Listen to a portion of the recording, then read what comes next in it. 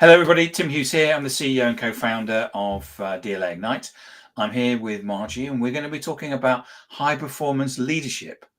And we're going to talk through a couple of things as well about how to implement a bit of high performance leadership as well, because we're going to talk about meetings, aren't we?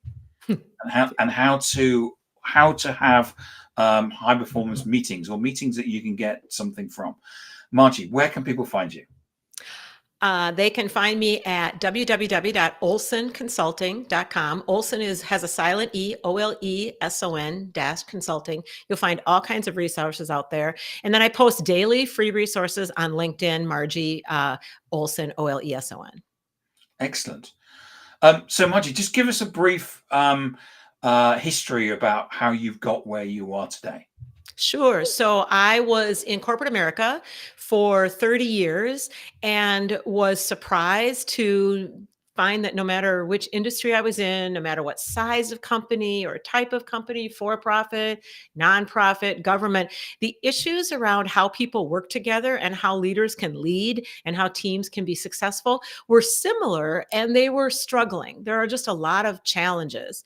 And I would say that we don't talk about it openly the way that we talk openly about other issues that we have. People seem to have the impression that they're supposed to just work it out, that leadership is going to be hit or miss, and we're just on the hook for it ourselves. And I was really surprised by that and went back to college and earned a doctorate in organization development. The way you might take apart the toaster or look under the hood, I wanted to understand organizations. And I was very surprised to learn that what we know about how to be a successful leader, how to lead a successful leadership team, we had known for 3 decades at that point. Now we're at 40 years. So then I wanted to understand what was missing, built my research around understanding what is missing for leaders in organizations to be able to have those strengths and have that up and running. And it's really about execution. There are just a few reasons why leaders are struggling. And it starts with they're not telling each other that they're struggling. They may not even be telling themselves that they're struggling. But when you look at indicators like your meetings are terrible, like you have people that are gossiping and complaining to each other on your leadership team rather than coming to you. They are not working together to solve problems. They're coming to you for that, and they're going back to their teams and possibly rowing in a different direction. And so when you have those issues going on, those can all be addressed by intentionally developing as a leader and building your leadership team in a methodical way with the right building blocks and the right processes. So I know that in my notes when we met, you talked about the need to be able to read a room. So talk to us about that. So I grew up naturally being able to read a room, very chaotic childhood, moved every year, always was in new schools, developed the art of being able to know who was who pretty quickly because I was always having to do that. And what I learned coming up through corporate America and then earning my doctorate and doing all of that research and having my own development, going to therapy, whatever, is that one of the greatest strategies or skills that a leader can have is self-awareness.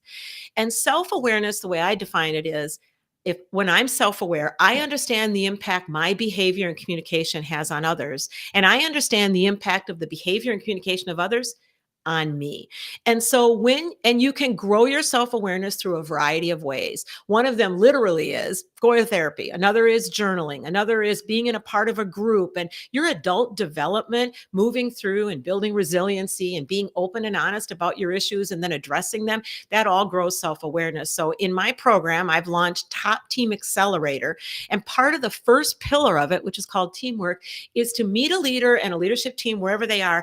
And then from there, grow their self-awareness in very methodical ways using activities and conversations and practice. And when you do that, you start to develop that skill for looking around and being able to read a room as well. It's not just a particular type of personality that's good at it, although some people are more natural at it, but you can grow that just by doing your self-awareness work and developing what I call team awareness.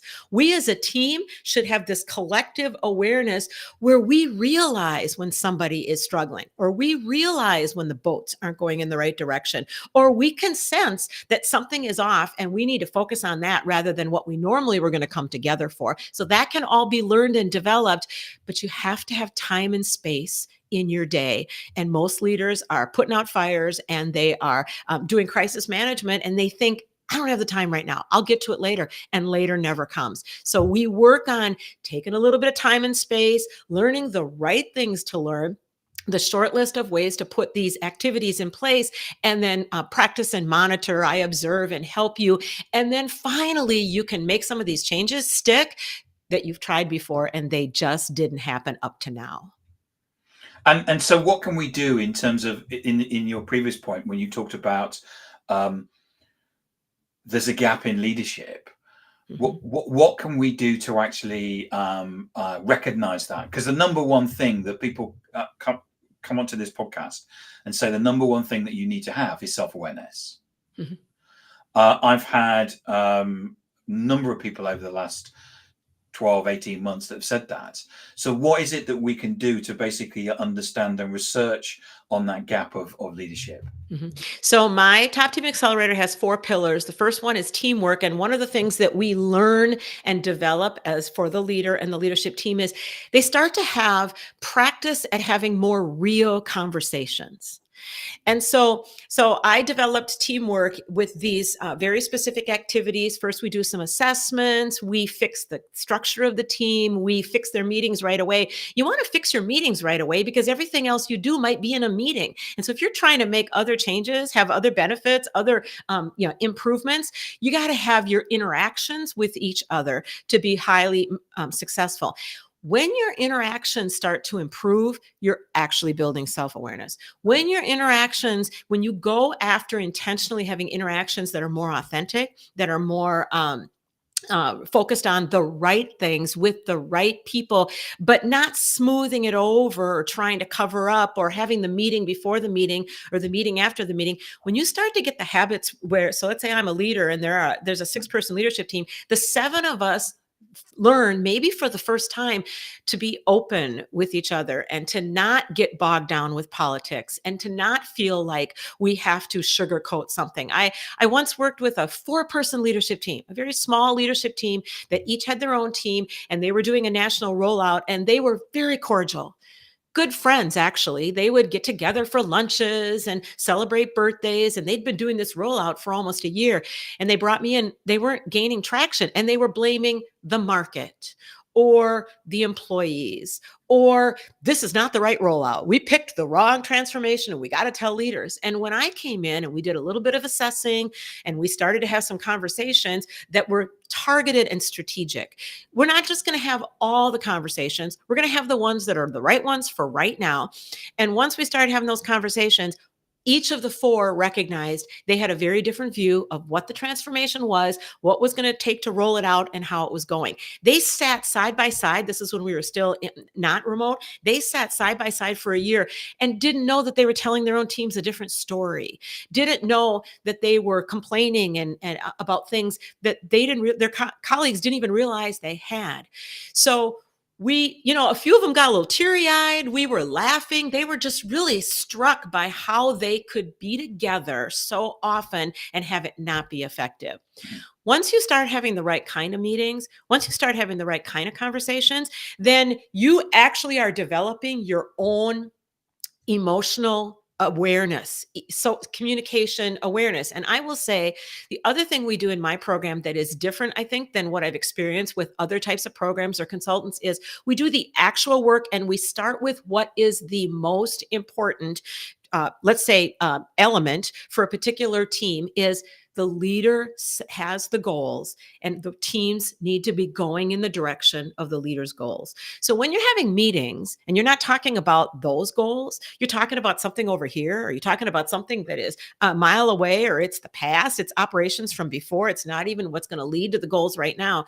Your own emotional growth is stunted because you're not talking about the things that are the most important. And some people can kind of feel it on a gut level. Some people sitting on your team right now, they actually know that. They're good at this. Others don't, and they're not going to say anything. So when you start having the right conversations to be strategic and have the interactions that lead to the leader achieving the goals and making mistakes and failing fast and doing trial and error, you increase your self-awareness and your ability to have team awareness. And then I do the kind of assessments that I think give the right kind of information for people to know a little bit more about themselves, but especially be able to talk to each other. And quite quickly, what happens, because it starts to feel contagious, is the inauthentic conversations go down, the poor performing meetings go down, and you can quite quickly make changes once you start having those better interactions, and it starts to snowball, which is a fantastic way to make change quickly and effectively. So so let's talk about meetings and how we can fix them. I was amazed that you said it was an $85 billion problem in the US. Says Forbes. And I would say it's probably even higher if you take into consideration all the things that you're going after. This is a global issue. And we had this issue long before we were remote. As a matter of fact, when I was studying for doing my research for my doctorate, at that time, virtual teams were as successful as in-person teams, probably because they were more intentional about being a team. So Yeah. you've got in-person teams that are just coming to meetings. They're just kind of hanging out, being in meetings. It's a good day. It's a good way to fill the day, though, isn't it? It's a great way to fill the day. It's also a great way to not have to get things done because you might not need to be in that meeting. Yeah. So it's not a meeting where you're looked to for where there's expectations for your delivery or your contributions. So you can meatloaf. You can be a meatloaf. Yeah. And so, A but the what's fascinating is what we need to do to fix our meetings. You already know. So everyone within the sound of my voice has probably heard 3 or 4 things that you need to do to fix your meetings. So why are your meetings still struggling? So I'll tell you what the reason why you're struggling, and then I'll talk about how to fix your meetings. Yep. So the reason you're struggling is because you have those other issues going on. And those other issues, lack of clarity. This team did not have the same view of where they were headed and how they were going to get there. Lack of alignment. You're not interacting with each other and getting all the boats to row in the same direction. You're kind of off going this way and that way, and nobody knows necessarily how to figure out that where we're each at the same time. So when you don't have those things, you have the same issues going to get in the way of making a change. So I would like to remind everyone that 99.9% of what we do every day is autopilot. The brain is keeping us alive. It's keeping us available for opportunities. And so it likes all the habits you already have. It really doesn't like anything new. It's going to deal with something new, but it really needs you to just do what's already familiar because it knows how to do that. So as a leader throughout the day, those are your habits. It may seem odd to think of it that way. We think of the way we go to the gym or work out as a habit. We think about what we eat as a habit. We think about how often we call someone or do our part in a two-person connection. But I don't know if leaders realize that throughout the day, almost everything you're doing is just familiar. It's habits. It's autopilot. So when you're trying to make a better meeting, you would have to interrupt that process, interrupt those patterns. But if you don't know how to do that, and if you haven't had success in other parts of your life with that or other areas of your leadership, you're going to fall back. James Clear with Atomic Habits says, we don't rise to the level of our goals. We fall to the level of our habits. So a few things you need to have for a high-performing meeting. Number one, you need to have the right people there for the right conversations. And in order to do that, you need to separate out your tactical meetings where you're getting the day-to-day done from your strategic meetings. Yep. So all of these issues that we have right now that seem really unable to address, like 5 generations in the workplace, like coming off of a global pandemic, like do we do hybrid, in-person, remote, like diversity and inclusion as a success measure, all of these different changes, the marketplace and the economy, the global world, those changes you're not able to get to because you don't have time because you're always fighting fires and dealing with the day-to-day. those issues can be solved for your company. I'm not asking you to solve global supply chain for everyone, but you can work on it for yourself when you can take time away from the firefighting, time away from the day to day. And you do that best by separating out the day to day operations from the strategic. And the discipline for that means when you're in a tactical conversation, so you have a weekly tactical meeting and somebody brings up something strategic, we need to talk about our workforce. We need to do some hiring. Someone could say, that sounds like a strategic conversation. Let's get that on the list, and then we'll move that into our next strategic meeting. Or you're having a strategic meeting. You've gone to 2 hours where you're just going to talk about supply chain, or you're just going to talk about your relocation. You're now moving from one location to another, and you're going to have a strategic conversation about that. And somebody brings up some of the day-to-day fires. Imagine getting bogged down for 20 minutes talking about those fires, which are very important, but you don't even have the right people in the conversation. And now you've missed 20 minutes of having your strategic conversation, which was very important as well. So separating out the strategy from the tactical, and then insisting that you have the right people in the right conversation. So if you suffer from fear of missing out, if you've got people in your meetings because of FOMO or because of politics or just because of habits, we've always done it this way, you do not want to uninvite somebody. They're going to feel weird. It's not going to go over well. Then you've got people in your meetings who aren't adding to the conversation. They may even be taking you down a territory that you don't need to go right now. And you inevitably have to do your meetings before the meeting or after the meeting to getting anything done. But now you've spent all that money with all those people around the virtual table having a meeting, and you didn't get anything out of it. And then people leave and they roll their eyes and they say, see, meetings are terrible. So once you have separated out strategy and tactical, and once you have started to develop the habit of being honest with each other, that you're not needed in this meeting, I'm not needed in this meeting, we're both needed over here.